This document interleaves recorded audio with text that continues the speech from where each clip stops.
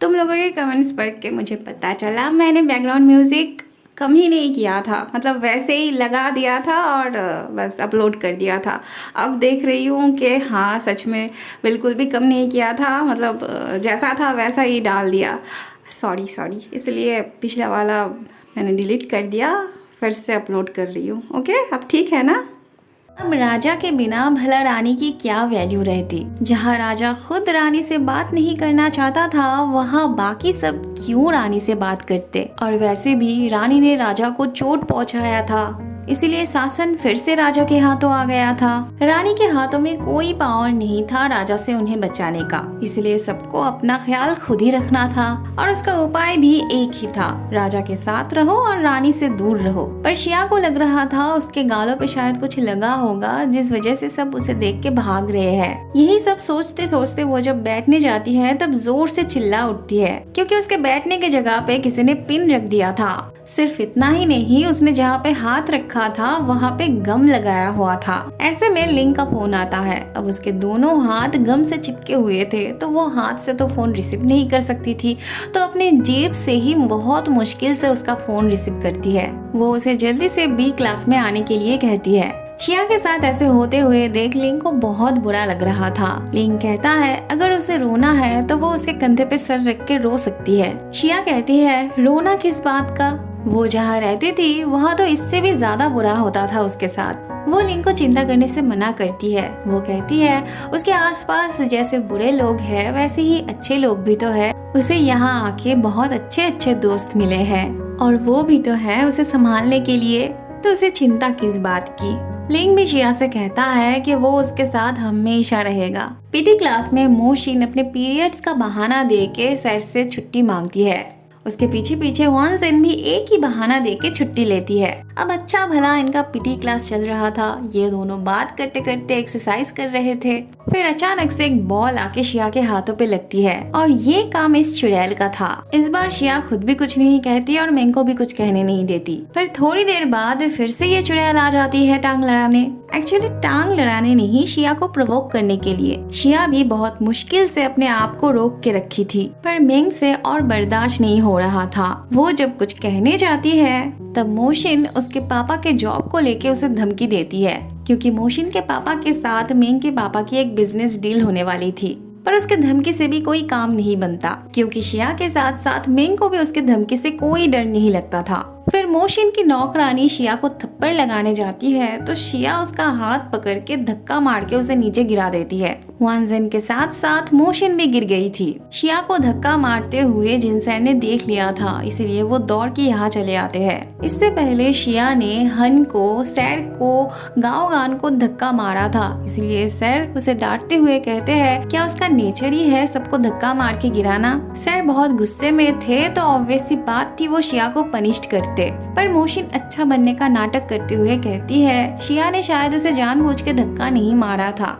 तो वो सर से कहती है कि वो शिया को सजा ना दे, उसका ये नाटक शिया से बर्दाश्त नहीं हो रही थी। पर ये बात सर को कौन समझाता, वो तो शिया पे चिल्लाने लगते हैं। वो उसे पूरे फील्ड का 20 राउंड मारने के लिए कहते हैं। शिया प्रोटेस्ट करने जाती है तो वो 10 राउंड और बढ़ा देते हैं। शिया तब गुस्से के साथ राउंड मारने जाती है तो मिंग भी उसके पीछे पीछे जाने लगती है। उन्हें देख के ये तीनों भी उनके पास जाने लगे थे, पर ये चुड़ैल उन्हें जाने दे तब ना, वो इन तीनों को डरा के धमका के वहाँ से भगा देती है। थोड़ी देर बाद मिंग भी आके शिया के साथ दौड़ने लगती है। मिंग के जैसे दोस्त पाना सच में नसीब की बात होती है। शिया को पता था वो उससे प्यार करती है, उसे अकेले नहीं छोड़ना चाहती है, इसलिए वो उसके साथ दौड़ रही है।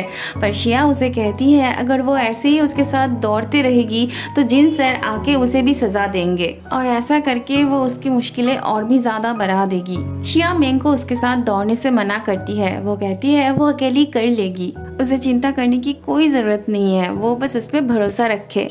ऐसी बात सुन के मिंग धीरे धीरे पीछे हो जाती है। उसे शिया को छोड़ने का मन तो नहीं कर रहा था, पर शिया ने जैसा कहा उसके बाद वो उसके साथ कैसे दौड़ती। फिर से शिया अकेले ही दौड़ने लगती है। उससे दौड़ा नहीं जा रहा था पर वो फिर भी दौड़ रही थी। ये सब दूर से शिया को दौड़ते हुए देख रहे थे। बुरा तो इन्हें भी लग रहा था, पर बेचारे खड़े खड़े देखने के अलावा कुछ कर भी नहीं सकते थे। थोड़ी देर बाद पहले तो ये क्लास के स्टूडेंट्स इन्हें यहाँ से जाने के लिए कहते हैं, फिर सर भी आके इन्हें डांट के वहाँ से भगा देते हैं। और ये दोनों तो शिया को ऐसी हालत में देख के मजा ले रही थी जैसे इनके सामने एक मजेदार शो चल रहा हो। अब इतने गर्मी में आइसक्रीम के बिना कैसे मजा आता। वान जिन मोशिन के लिए आइसक्रीम लेने जाना चाहती है, मोशिन भी हाँ कहती है। शिया का इतना बड़ा इंसल्ट हन से बर्दाश्त नहीं हो रही थी तो वो स्कूल ही चला आता है शिया से लड़ने के लिए। हन की इस हालत पे लिंग को बहुत हंसी आ रही थी। वान जिन आइसक्रीम लेके वहीं से आ रही थी तो हन उसे देख के शिया के बारे में पूछता है। हन को देख के वो इतना ज्यादा घबरा जाती है कि थोड़ी देर के लिए उसे समझ ही नहीं आ रहा था कि उसे क्या कहना चाहिए। एक पल के लिए वो फील्ड के बारे में बता के भी नहीं बताती है और वो कहती है कि शिया लाइब्रेरी में गई है। इतना बता के ही वो जल्दी से वहाँ से भाग जाती है। फिर से दोनों हंसी मजाक करते हुए लाइब्रेरी की तरफ जाने लगते हैं। लाइब्रेरी का दरवाजा खोलते वक्त वो बंद पाते हैं। उन्हें पता चलता है कि लाइब्रेरी आज खुला ही नहीं था। फिर हन को अचानक से याद आ जाता है वान जिन ने फील्ड वाली बात बता के भी नहीं बताई थी। तब दोनों ही उस तरफ जाने लगते हैं। वह शिया से चला भी नहीं जा रहा था और इसे शिया को दौड़ते हुए देखना था। खुद तो छांव में आराम से बैठी थी पर इस कड़ी धूप में शिया को ठीक से दौड़ते हुए ना देख इसे अच्छा नहीं लग रहा था। ये कहती है अगर वो ठीक से नहीं दौड़ेगी तो वो सर से कंप्लेन कर देगी ताकि उसे वो और 10 राउंड दौड़ने के लिए कहे।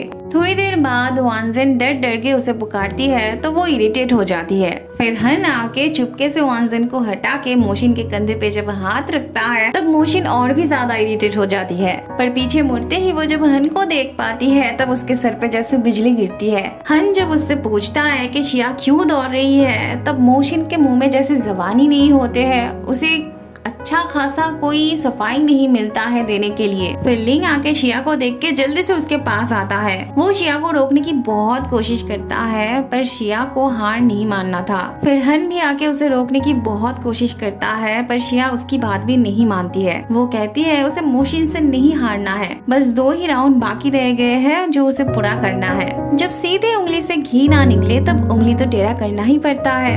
हन जब जबरदस्ती उसे अपने बाहों में उठाता है तभी शिया बेहोश हो जाती है।